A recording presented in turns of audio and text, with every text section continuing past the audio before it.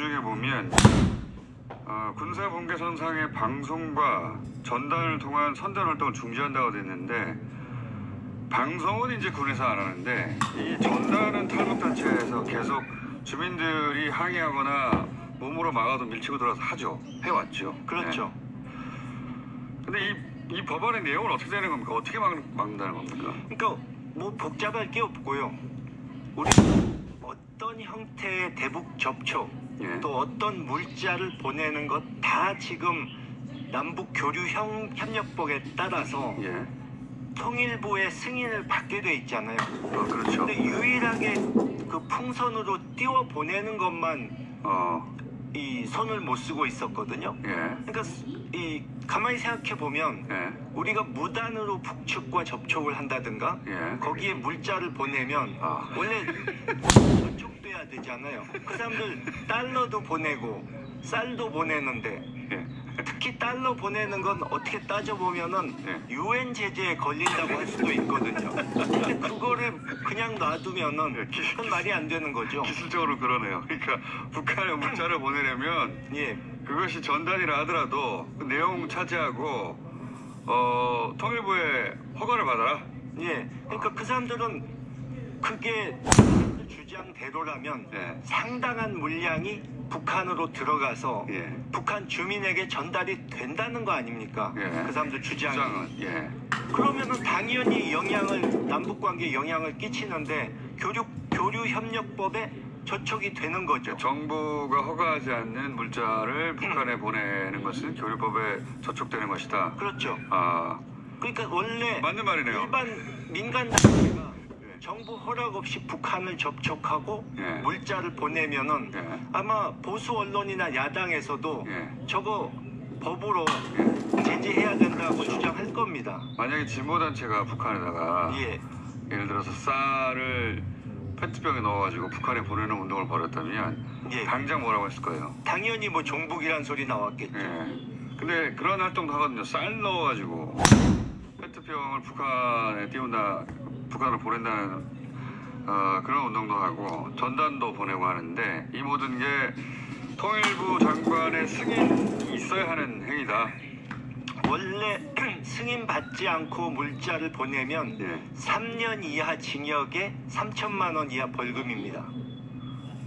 그렇군요. 이걸 이 전단까지 그리고 북한에 승인 받지 않고 보내는 모든 물자에 적용하는 거네요. 말하자면.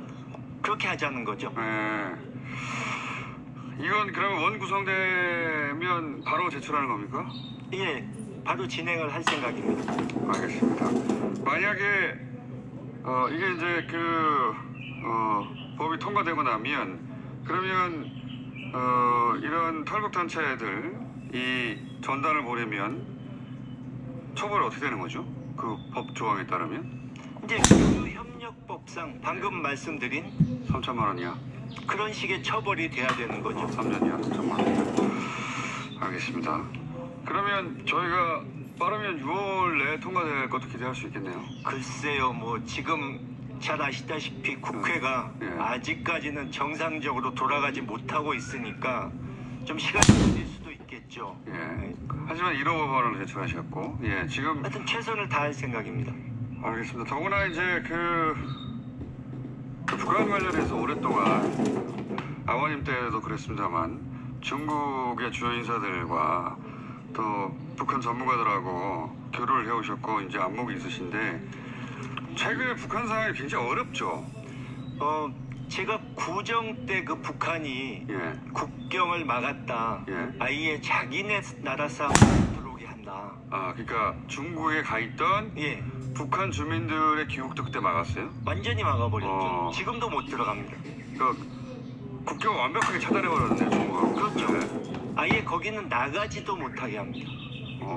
그러면 그 소위 경제적 교류, 중국과의 경제적 교류로 사실 물자는 들어오죠. 물자만 들어온다. 물자까지 막으면 이거는 굶어 죽으란 소리니까. 근데 이제 물자뿐만 아니라 인적 교류, 뭐 상이라든가 그게 치명적이에요. 장마당이 특히 큰 타격을 입었겠네요, 그러면? 그건 뭐 말할 수 없겠죠. 또 그렇지 않아도 이 외환 보유고가 바닥이 나 있는데 거기서 더 떨어지면 예. 지금 심각한 상황이 돼가는 거죠.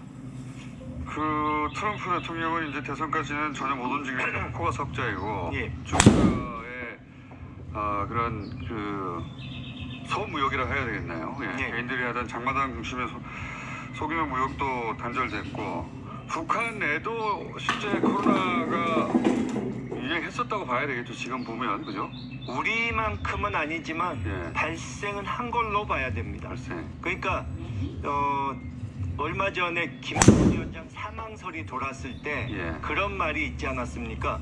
평양에 환자가 발생해서 그랬었죠. 김정은 위원장이 뭐 원산에 가 있다. 예. 그런 얘기도 나왔는데 근거가 있는 얘기 같고요. 그러면 북한 내 경제 활동도 굉장히 위축됐을 거 아닙니까, 그죠? 예. 그렇게 봐야죠.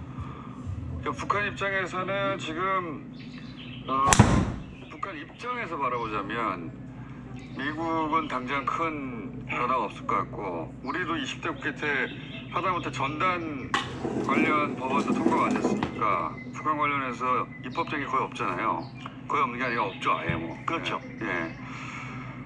그러다 보니 이제 그 뭐랄까요, 이렇게는 안 되겠다. 뭔가 돌파구를 마련해야겠다고 북한 입장에서의 이 전술 아닙니까 지금 현재 강하게 나오는 건? 그렇죠. 그 사람들은 뭐 좀 대화를 하고 싶다 예. 또는 뭔가 도움이 필요하다 할 때도 이제 어떻게든 자존심을 지켜야 되기 때문에 예. 좀 강하게 나오는 경향이 있죠. 지금은 대화를 하려는 말일 수도 있는 거 아니에요? 북한식. 한편으론 도움이 필요한데 예. 그쪽에서 상대가 예. 자기네들 체면을 세워주고 자존심을 세워주면 뭔가 자기들도 태도를 바꿀 수 있지만 그렇지 않으면은 우리가 허리띠를 졸라매고 굶어 죽더라도 버틴다 그건 뭐 하는 양면의 뜻이 있는 거죠. 10년간 북한은 항상 그래왔죠.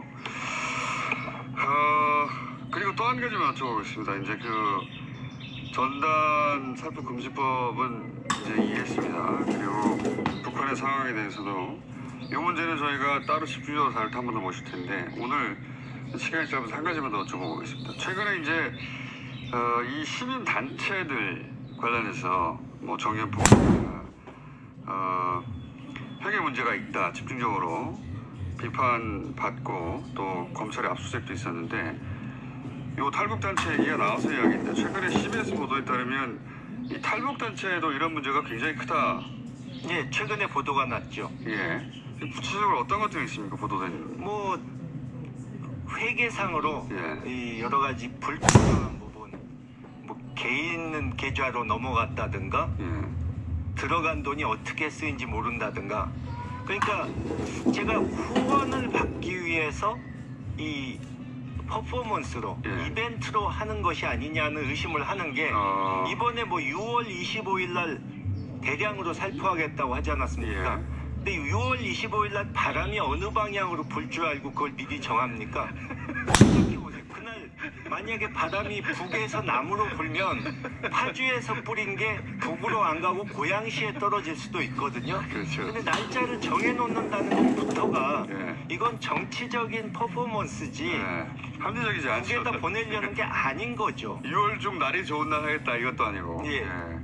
실제 CBS 보도를 보면 CBS가 아주 자세히 보도한 적이 있습니다. 그러니까 존재하지도 않는 탈북인 지원금을 타낸다든가. 그러니까 쉽게 말씀드리자면 원래 이거의 시작이 예. 이 이명박 정권 때 정보기관에서 예. 탈북민을 이용해서 예. 그거 잘못한 거죠 굉장히. 예. 대북 심리전용으로 이걸 시켰는데 예. 이 사람들이 해보니까 이거 괜찮네, 돈이 된다. 장사가 되네 어. 그런 생각이 드니까 그때부터는 정부의 통제에서 벗어나서 그 사람들이 막 저지르게 된 거예요. 애초에 대북 선전용으로 탈북인들을 활용했는데 예. 이분들이 이제 자본주의 속성에 따라 이게 도움이 되니까 그런 활동을 더 적극적으로 하고 더 많은 모금을 하게 됐다. 근데 이제 박근혜 정권 때부터는 이거 안 되겠다 하고 말리려고 했지만 그때는 이미 때가 늦은 상태였죠.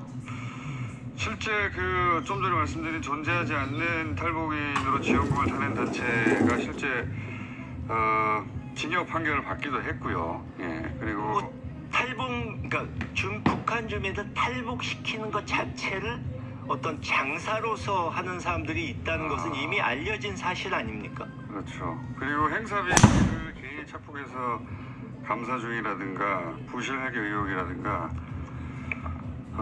이들 단체의 문제점도 적지 않습니다. 예, CBS 단독 보도했었는데 이것은 저희도 앞으로 한번 다뤄볼까 하는데 이 문제도 한번 기왕 이 길로 나선 김에 첫 번째 법안이 의원님 신경 좀 써주십시오.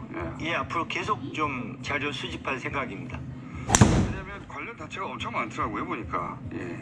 탈북 관련 단체가 엄청 많은데 거기 관련된 부실회계나 착복이나 또는 비리 의혹도 꽤 있더라. 그러니까 사실 대부분의 탈북민들은 성실하게 이 남한 사회에서 적응해서 살고 있는데 일부 이 정치적으로 활동하는 사람 때문에 나머지 분들이 피해를 보는 거죠. 그래서 지난번에 그 태영호, 지성호 두 분이 김정은 사망설 뭐 해가지고 떠들다가 망신을 당했을 때 저쪽 이제 미래통합당에서 두둔한다고 한 말이 그 두 사람이 남한 사회에 적응이 좀 덜 돼서 그런 거니까 이해를 해달라 뭐 이런 식의 얘기를 했어요. 근데 제가 얘기하고 싶은 것은 우리 사회에 잘 적응해서 성실히 잘 살고 있는 사람들도 있는데 왜 하필이면 적응이 안 된 사람을 일부러 골라가지고 국회의원을 시키냐 이거죠.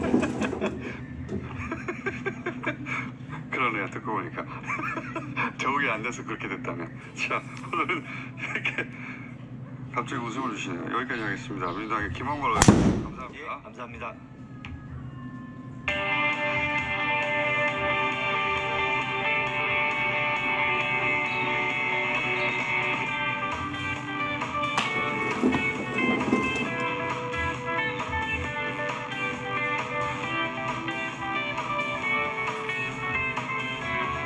최근에 기본소득 관련 주장과 보도가 많습니다.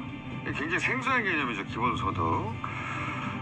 이 재난기본소득에 관한 이 연구소가 가장 앞서서 그리고 가장 깊이 연구하고 발표도 했던 것으로 알려져 있죠. 랩 2050의 정책팀장 윤형중 팀장 전화 연결해 보겠습니다. 안녕하세요. 네, 안녕하세요. 자, 오늘 시간이 길지 않아서 저희 스튜디오에 직접 모실 때는 다른 전문가들과 함께 좀 시간을 길게 마련하겠습니다만 오늘은 개념을 좀 여쭤보겠습니다. 예, 근데 제가 하나만 정정하자면 지금은 내 미국은 그만뒀고 이제 개인 독립 정책 연구자로 활동. 그렇군요. 예. 전 전택 팀장. 예. 네. 랩 2050 시절에 제안을 많이 하셔가지고 그렇게 알려져 있었습니다. 예. 자, 기본소득의 개념부터 좀 설명해. 기본소득이 왜 필요하다? 왜 필요한가? 이게 이제 우리나라만 나온 이야기가 아니라 다른 나라에서도 기본소득 얘기가 꾸준히 나왔는데 기본소득이 왜 필요하다고 이제 얘기를 하게 된 겁니까? 최근에 들어서? 일단 뭐 기본소득이 사실 최근에 알려진 것처럼 보이지만 굉장히 오래된 이론이거든요. 우리 사실 역사가 있고 뿌리가 있는 이론이에요. 어디서부터 시작된 겁니까 이게?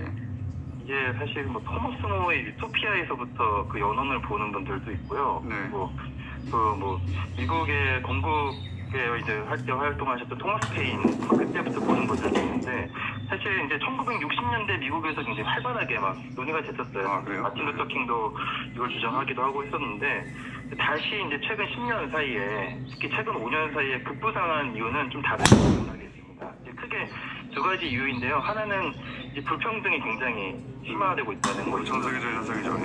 예, 근데 어떤 수단으로도 이게 불평등 심화가 역전되지 않고 있고, 그리고 이제 두 번째는 인공지능 이세돌 그 알파고 대국에서 본 것처럼 이제 기술 발달로 인해서 일자리가 대폭 줄지 않을까. 두 가지 우려가 굉장히 급부상하면서 기본소득에 대한 이제 논의가 급부상했는데요.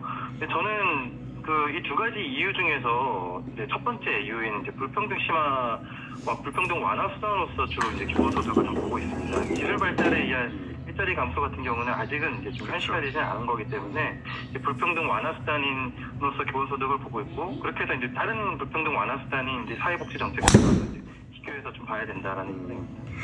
알겠습니다. 불평등을 완화하는 빈부격차를 줄이는 수단으로서 사실은 이제 뭐 벌써 이런 얘기가 나온 지 오래됐으면 10년 이상 됐는데 빈부격차 불평등의 심화가 시민사회에 아주 뿌리 깊은 분노로 자리 잡기 시작한 지 오래됐어요. 그래서 다른 나라에서 이런 실험들이 있지 않았었습니까? 예, 핀란드에서 최근 최종 결과 보고서가 나왔던 실험이 있었습니다. 핀란드는 얼마를 어느 기간 동안 그 국민 기본소득으로 실험해 본 겁니까? 그 핀란드 기본소득 실험이 예. 이게 좀 많이 잘못 알려져 있어요. 이게 좀 가짜 뉴스들도 많고 예. 잘못 알려진 측면이 굉장히 많은데 일단 70만 원이에요. 근데 70만 원을 보통 기본소득을 줬다라고 생각한다면은 예. 그 공선장님은 이제 아무것도 소득이 없는 사람한테 70만 원 기본소득을 준 실험으로 생각하기가 쉽잖아요. 예. 그렇게 생각을 하게 되죠. 근데 그게 아니라 거의 비슷한 똑같은 70만 원의 실업급여를 받던 사람들에게 예. 그 70만 원을 실업급여가 아닌 기본소득으로 준 겁니다. 그래서 실업급여와 기본소득의 차이는 실업급여는 근로소득이 생기는 대로 다 감액이 되잖아요. 그렇죠. 근데 이제 그 기본소득은 뭐 어떤 활동을 해도 감액이 되지 않기 때문에 핀란드는 이게 우리랑은 다르게 엄청 그 보편적으로 실업급여를 주고 있는 나라거든요. 실업급여라는 건 실업이 발생하면 주고 실업 조건이 소멸되면 이제 더 이상 주지 않는데 그게 아니라 일정 기간 예. 동안 그 실업과 무관하게 그 사람들 기본소득으로 보장합니다. 예. 네. 그랬더니 결과가 어떻게 나왔습니까?